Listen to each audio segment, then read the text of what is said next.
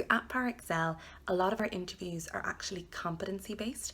So what I mean by that is when an interviewer asks you a question, rather than giving generic examples saying I always do or I usually do, you need to give specific situational based answers to those questions.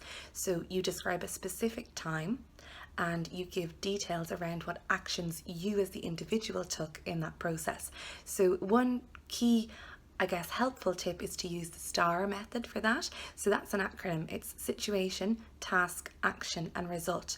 So in answering a question in a competency-based interview, you start by describing the situation briefly to give context to your answer.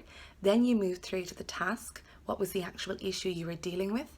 And then the A in STAR stands for action.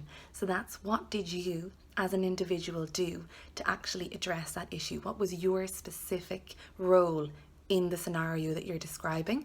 And then the R stands for result. That's basically describing what was the outcome, what was the end goal, and where did the situation end up. So for any competency-based answers, that is a key tip to use to keep you on track in answering those. At Parexel, lots of our interviews are competency based. However, some do also involve some other tasks. So do just feel free to reach out to your recruiter or a member of the TA team with any further questions, and we would be more than happy to help. Thank you.